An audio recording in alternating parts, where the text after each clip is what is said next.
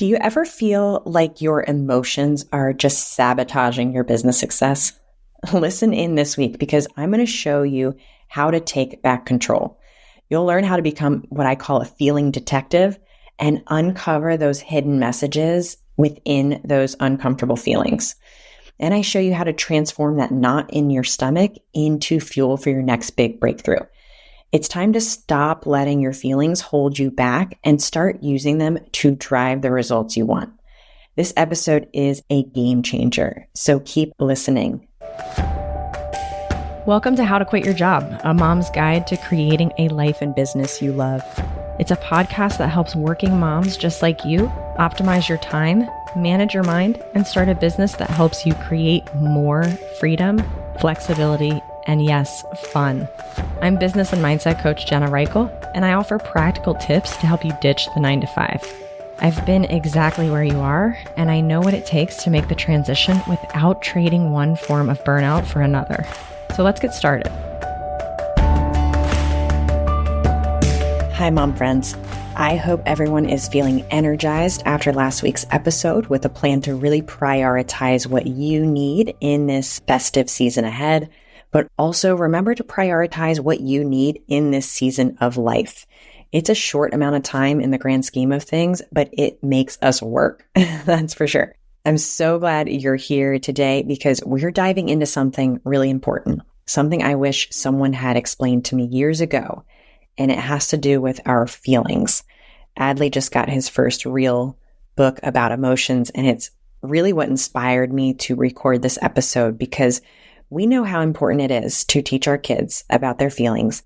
And then somewhere along the way, something switches. And as adults, our emotions seem to just happen. We no longer get curious about them. Sometimes we don't even notice them. And in this episode, I'm going to talk about not only how we can better understand and notice our emotions, but how we can use those emotions to drive the results we want in our lives and businesses. In the next few minutes, you're going to learn practical tools to transform uncomfortable feelings or really any feelings into business fuel. I'm going to talk about how to stop letting your emotions sabotage your success and start letting them drive it instead. And I also want to talk about why that knot in your stomach might actually be your guide. Recently, I was reflecting on my own emotional journey leaving corporate to start my own business. And you know that moment when you're sitting in a meeting and your stomach is in knots, your face is burning, and you're wondering how the hell you got here? That was me every single week at my corporate job. I was sitting across from this particular university leader, one of our challenging clients, watching her tear into me and my team, just completely belittling us. And what did I do? I sat there and took it, plastering on my professional smile while shame, anger, and embarrassment crashed over me like a tsunami. Knowing that the white glove service and the customer is always right adage came with its exceptions, but also knowing very well that's not what my boss wanted to hear. Those feelings that I experienced in those moments changed everything for me, though I didn't know it at the time, right? Those feelings weren't just random emotions. They were trying to tell me something crucial about my future. The emotions were telling me that I wasn't in the right company or even in the right profession. And Lord knows, I wish I would have listened to those emotions 6 years sooner. This is how emotions can be our guide, telling us that something needs to change. I dig into this more in episode 3, which is all about when to quit your job. So if you want to dive deeper into that, go to jenna.coach/3. But before we decide change is needed, we really need to understand where our emotions are coming from and why. So today I'm going to show you exactly how to decode what your feelings are telling you about yourself and your business so you can start creating results right now instead of dragging out feeling stuck, whether that be in your corporate job or in a certain point in your business. And in order to start using your feelings as fuel, you need to first become more aware of the feelings you're experiencing. I want you to turn into a feeling detective. To do this, you have to slow down and hit pause when a strong emotion hits. I know it's almost impossible for us moms to slow down, but we have to figure out a system to make it happen if we want to be more intentional about what we feel on a daily basis. If we're constantly feeling self-doubt or uncertainty, that will reflect in our business results. So I want you to really try to do an emotional body scan next time a strong emotion hits you. And this can be in your business or just in life, maybe during your kid's next tantrum. The body scan is all about naming the feeling specifically, so not just bad or stressed. What emotions are you experiencing? I'm going to link a feelings wheel to this episode because there are so many emotions out there, and most of us are limited to recalling about 5 in any given moment.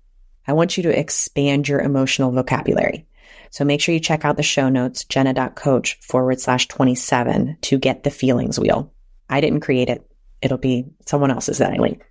The second thing is, once you've named the emotion, then I want you to locate the emotion in your body. Do you have a tight chest, a churning stomach, a hot face? Knowing where it shows up helps us to decipher what we're going through more easily down the line. Then the third thing, the most important part, I want you to ask yourself, what thought is creating this emotion? After my first maternity leave, I went through a 3-month stretch where I didn't sign a single new client.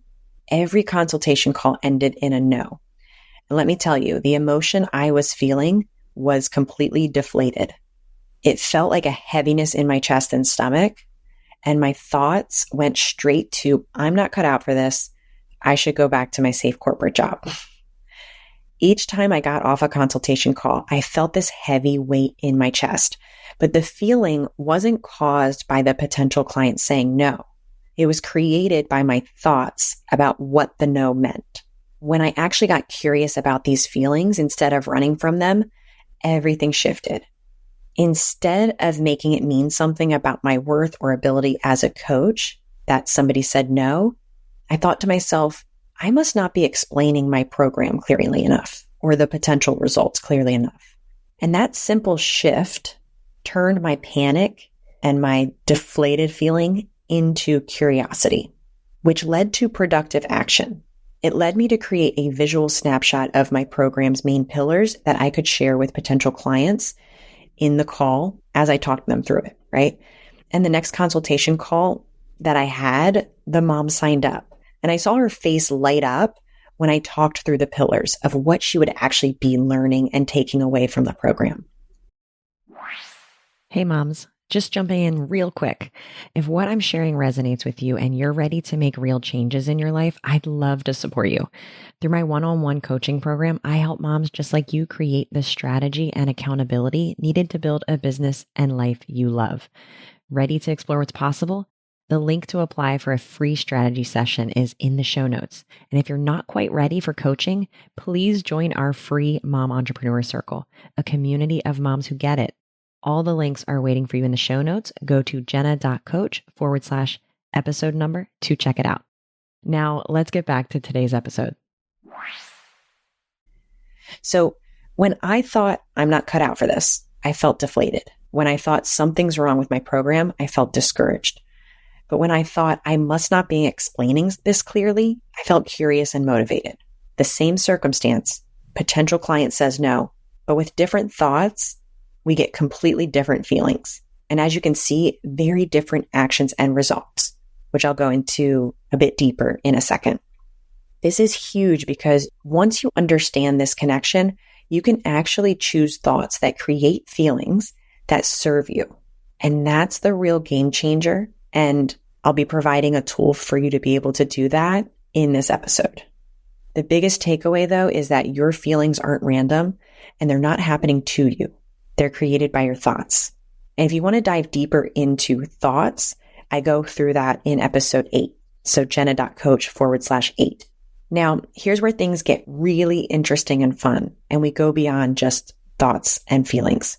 This is something I wish someone had told me years ago when I was first starting my business in 2016, my failed first start, which I talk about on the podcast as well.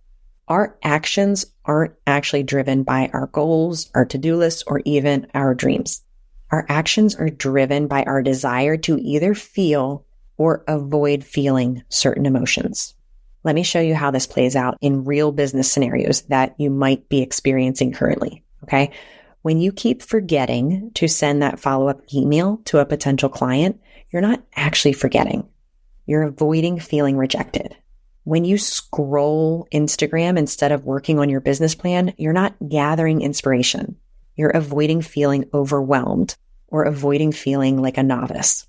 And when you spend hours perfecting your website instead of reaching out to potential clients, you're not being thorough.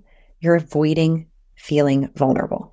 And I hate to reference yet another episode, but I talk all about websites and my strong opinions about websites and why we keep working on our websites in episode 21. Definitely take a listen, go to the show notes. All of these will be linked in there. I see these patterns with my clients all the time. And this is why understanding your feelings is so crucial in business. Every action you take or don't take is driven by a feeling you're either seeking or avoiding. And you want to know the fastest way to grow your business? It's to start getting curious about your feelings and which ones you are avoiding and which ones you actually need. So I want you to ask yourself, what feelings am I avoiding when I procrastinate on important tasks?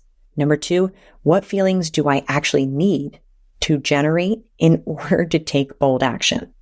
And number 3, what thoughts could I practice to create those feelings? Just recently, I was working with a client, let's call her Monique, and she was so hesitant to raise her prices. She was brilliant at her craft, so creative, but couldn't seem to raise her prices, even though the prices she was at were way below overhead. She was just starting out and felt like she needed to work her way up.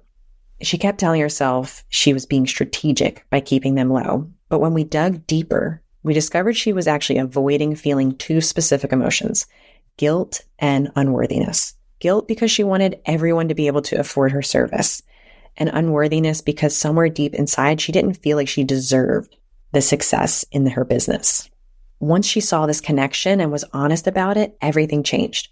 We no longer talked in circles about price strategy. We started talking about the true value she was providing and why it was worth more than what she was asking for initially. She realized instead of needing to wait until she reached a certain number of clients, she actually needed to work on feeling confident and understand her own self-worth to take the action of raising her prices. And that second piece, understanding our self-worth, that is heavy and that is deep. And maybe it's a coach that you work with for that, but maybe it's a therapist you work with for that. And sometimes that is what we need. But her and I worked on many thoughts that created those feelings that she needed. Like, my expertise saves my clients time and money. And it's possible that I'm worthy of success. She doubled her prices within a month and continued signing clients, but now she was actually covering more of her overhead, which positively impacted so many other actions she would take in her business. I think she's even expanded into a second location now, which is amazing. And you don't get there by not charging people, and you don't get there by keeping your prices low. This brings us to the real difference-making tool that I briefly mentioned earlier. And this is the intentional feeling generator. It's golden for all the bold actions you're going to take in your business. And here's how it works. I want you to pick one feeling you want more of in your business. Monique wanted more confidence and to see herself as worthy. You then write down thoughts that naturally create that feeling. For Monique, it was, my expertise saves my clients time and money, and it's possible that I'm worthy of success. But if you want to feel motivated, it might be thinking, I don't need to have all the answers right now to take action. If you want to feel assured, it might be everything is figure outable. And this is no different. Choose one believable thought and practice it daily. Put it on a Post-it note, on your mirror, repeat it in the shower. Practice it until you start feeling more of the emotion you want to drive your business forward. And this type of change takes time. So what I also recommend in the meantime is having that thought as a mantra before you sit down to work on your business, so that that's the last thing in your mind before you start. And here's what's wild. The physical sensations we experience when we feel emotions, they are nothing to be afraid of. When we're hot in the face because we're feeling embarrassed, That's just increased blood flow, and it's not a painful sensation. It's not like our face is literally burning. And many emotions that are completely opposite, like anxiety and excitement, have almost identical sensations. So what does this mean? First, it means we don't have to be afraid of feelings because they can't physically harm us. And second, we're in control of our feelings because it's the meaning behind each that is so important. The meaning we give them changes everything. That racing heart when you're about to pitch your services, it could mean I'm going to fail, or it could mean I'm about to grow my business. You get to choose. So this week, I challenge you to do one daily check-in. So I keep a sticky note on my laptop as a reminder. I also have that daily grounding exercise I talked about in episode 25. I interviewed Crystal Heitzma and she talked through that exercise. And I keep bringing this up because I know you're struggling to make time for yourself and I can't stress it enough. This daily feeling check-in is a great exercise to incorporate into that journaling and grounding. The second thing I want you to do is notice which emotions you're avoiding most in your business. Are you avoiding feeling vulnerable? Are you avoiding feeling embarrassed? Are you avoiding feeling like a novice? Are you avoiding putting yourself out there? And what is the feeling behind that? The third thing is practice generating one supportive feeling using the tool we covered. If you want to feel more courageous, find a few thoughts that you can practice to generate that feeling. If you want to feel more motivated, practice some thoughts to get you there. Next week, I'm diving into some of the top thought patterns that keep mom entrepreneurs stuck. And I guarantee you'll recognize at least one of them. And we'll break down exactly how to shift these patterns to get the results you want in your business. And remember, every successful entrepreneur felt scared and uncertain at some point. The difference is they learned to use those feelings as fuel instead of letting them be stop signs. Thank you for showing up for yourself today. Keep feeling, keep growing, and remember that starting a business and growing a business doesn't need to feel good all the time. Just like motherhood doesn't feel great all the time, but it's of course worth it in the end. Okay? I'll catch you next week. Hi, mom friends. In case you didn't already know, it's official. I'm on maternity leave until early next year. But don't worry, you're still getting a new episode each week. And if you want to take this work even deeper, I invite you to join the Mom Entrepreneur Circle I'm always talking about. It's a space where amazing moms get together on a monthly basis to support one another in all things motherhood and business. And the best part is that it's free. I encourage you to join no matter what stage of starting or growing a business you're in. I encourage you to join if you have a newborn on your lap or if you're adjusting to being an empty nester. It's a great reminder that as moms, we're not alone. While I'm away, the group will be led by another amazing mom to make sure the support continues even while I'm focusing on my family. I hope you'll join to get more intimate support in your business journey, and I can't wait to meet you when I return in the new year. You can find the link to join in the show notes. Just go to jenna.coach/podcast. And you got this, mama. Thanks for listening to this week's episode of How to Quit Your Job, A mom's guide to creating a life and business you love. If you want to learn more about how I can help you stop making excuses and start making moves, head on over to www.jenna.coach. I'll see you next week.